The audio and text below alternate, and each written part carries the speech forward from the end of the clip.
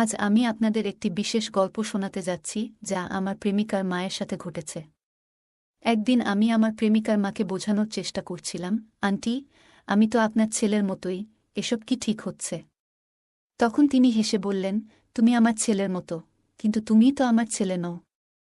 আমি তোমাকে অনেক পছন্দ করি। আমার স্বামী চলে যাওয়ার পর থেকে আমি খুব একা হয়ে গেছি।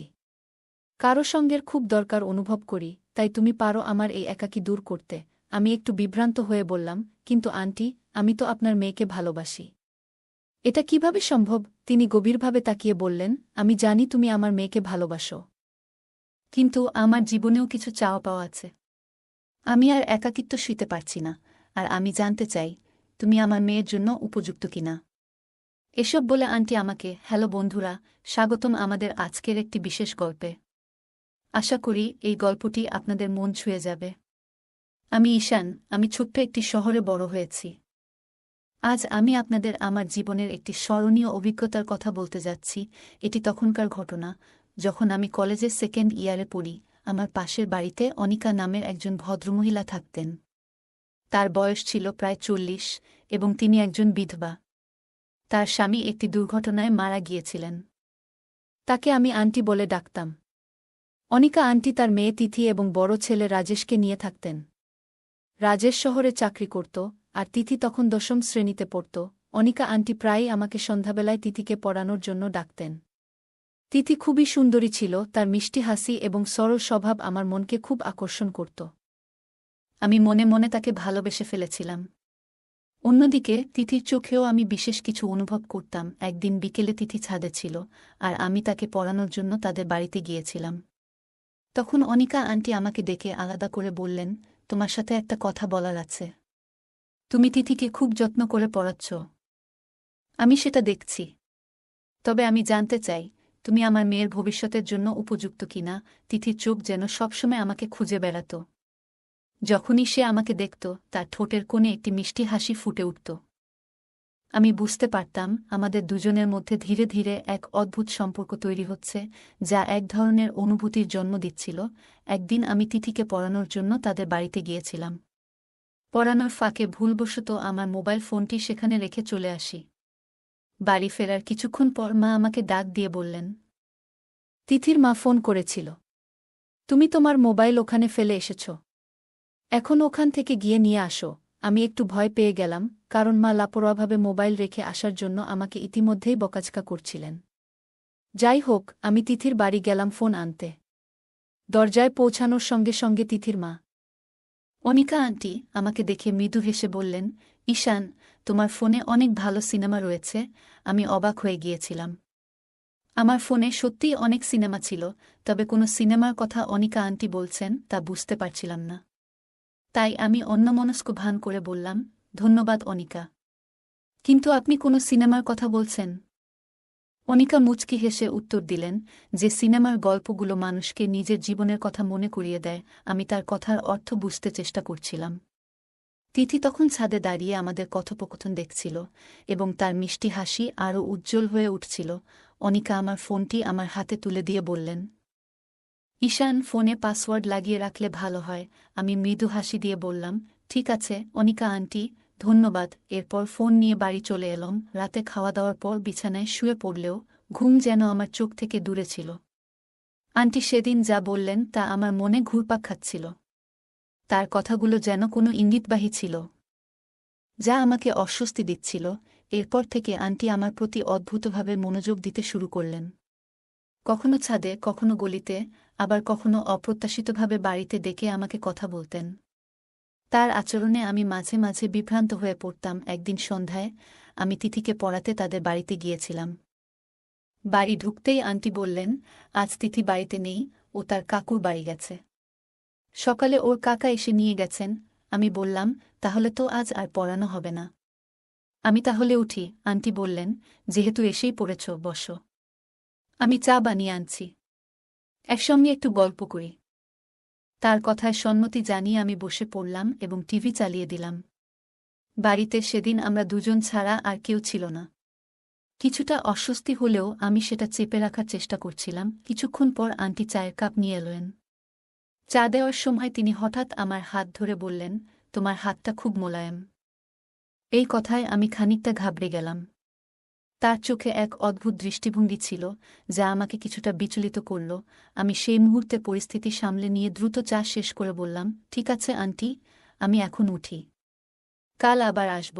এরপর দ্রুত তাদের বাড়ি থেকে বেরিয়ে এলাম। আন্টি মৃদু হেসে আমার পাশে এসে বসে বললেন, ঈশান, আজ আমাকে বাজারে যেতে হবে। তুমি কি আমার সঙ্গে যাবে? আমি বললাম, আন্টি, আজ আমার কিছু কাজ আছে, তাই আমাকে এখন বাড়ি ফিরতে হবে। তিনি মৃদু হাসি দিয়ে বললেন, ঠিক আছে, তোমার কাজ সেরে নেও। ফ্রি হলে আমাকে জানিজো। আমি চায়ের কাপ টেবিলে রেখে উঠে দাঁড়ালাম। বললাম, ঠিক আছে আন্টি, আমি এখন যাই, পরে দেখা হবে। এরপর দ্রুত বাড়ি ফিরে আসি। বাড়িতে এসে আন্টির সম্পর্কে ভাবতে লাগলাম। মনে হচ্ছিল, আন্টি কেন এমন আচরণ করছেন? তার কি কোনো বিশেষ উদ্দেশ্য আছে, নাকি আমি অযথা বেশি ভেবে ফেলছি? নিজেকে বোঝানোর চেষ্টা করলাম, ঈশান, হয়তো তুই ভুল বুঝেছিস। আন্টি তো কেবল ভদ্রভাবে কথা বলেন। হয়তো আমি নিজেই অকারণে ভুল অর্থ বের করছি, কিন্তু এই চিন্তা মাথা থেকে সরাতে পারছিলাম না।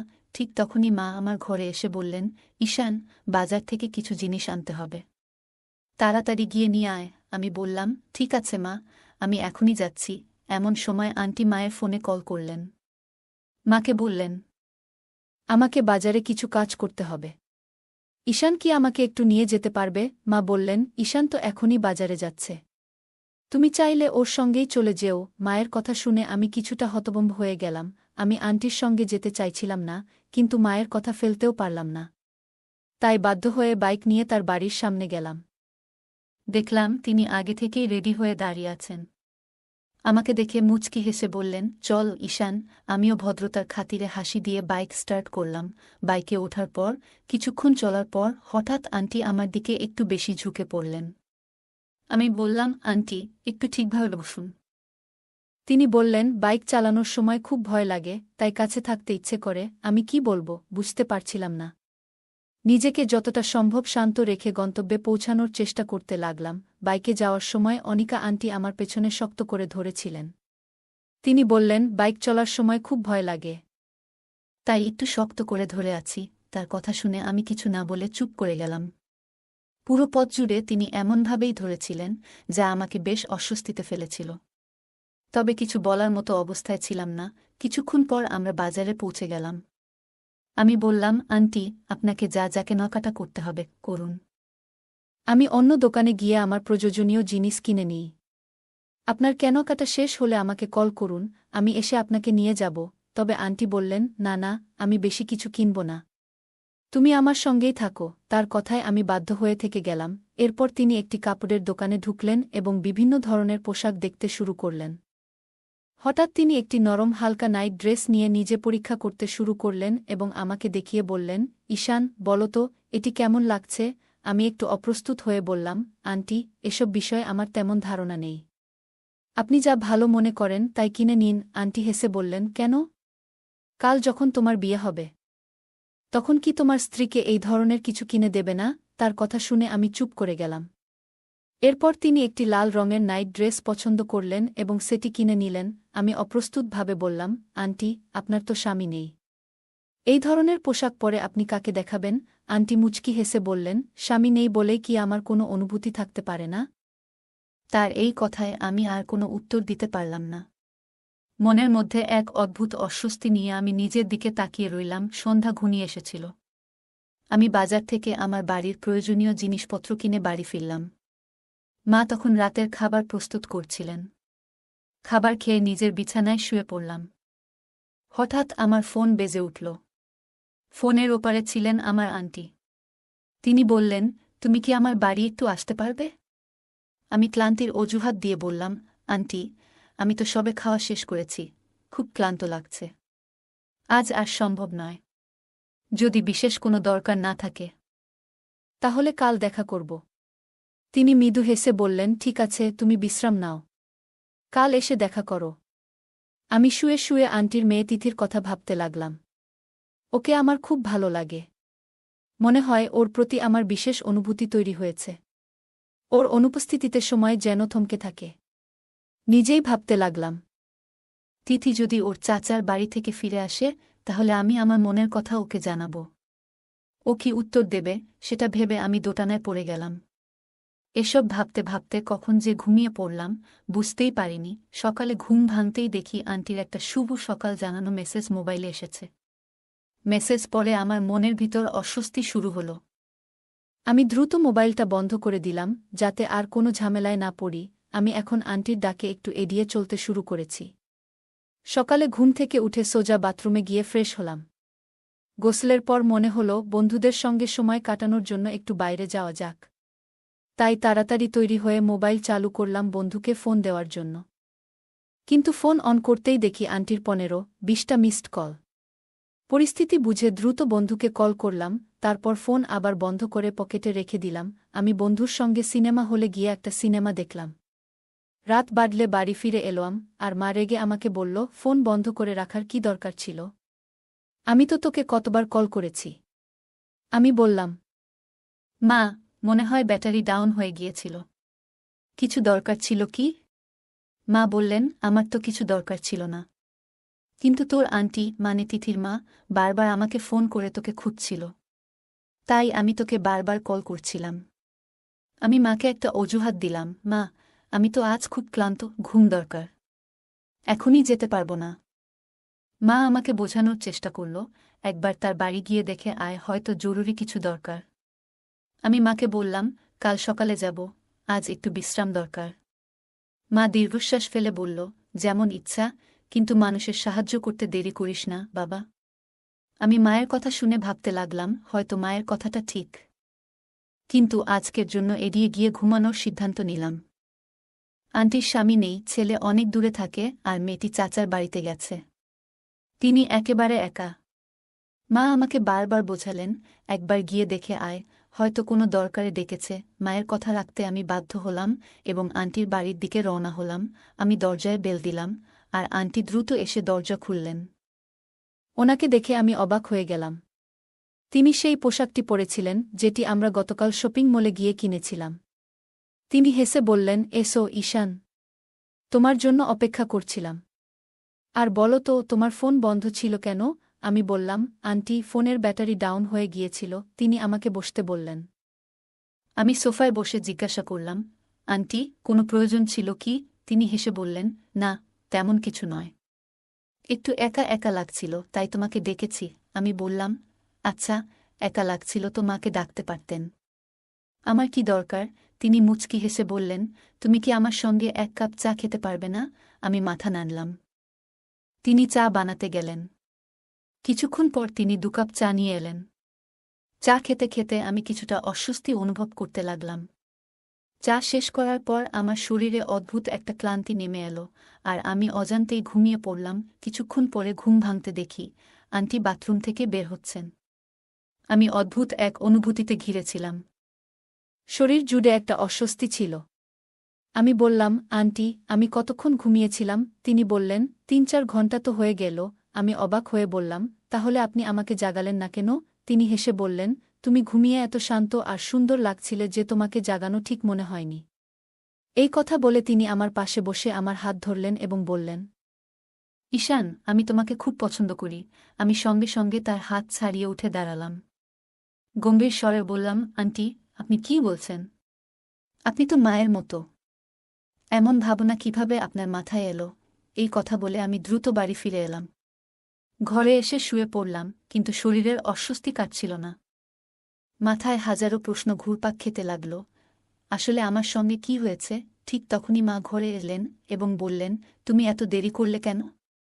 আমি তো অনেকক্ষণ ধরে তোমার জন্য অপেক্ষা করছিলাম। প্রথমে তো যেতে চাইছিলে না, আর এখন গিয়ে এতক্ষণ কি করছিলে? আমি কোনো উত্তর না দিয়ে শুয়ে রইলাম। রাতে মা বললেন, খাওয়া শেষ করো, অনেক রাত হয়ে গেছে। আমি মাথা নিচু করে বললাম, মা, আমার খিদে নেই। আমার খিদে তৃষ্ণা সব চলে গেছে। খাবার না খেয়েই আমি ঘুমিয়ে পড়লাম। সকালে ঘুম ভেঙে দেখি আন্টির একটি গুড মর্নিং মেসেজ এসেছে। মেসেজটি দেখার আগে ফোন ভেঙে ফেলতে ইচ্ছে করছিল। হঠাৎ মা ডাক দিয়ে বললেন, তাড়াতাড়ি নাস্তা করো, রাতেও কিছু খাসনি। আমি বললাম, মা, এখনও খিদে নেই, যখন খিদে লাগবে তখন খাব। মা আমার কথা শুনে চলে গেলেন। কিছুক্ষণ পরে আবার আন্টির মেসেজ এলো, সঙ্গে একটি ছবি। ছবিতে আমি এবং আন্টি ছিলাম। এর পরপরই ফোন বেজে উঠল।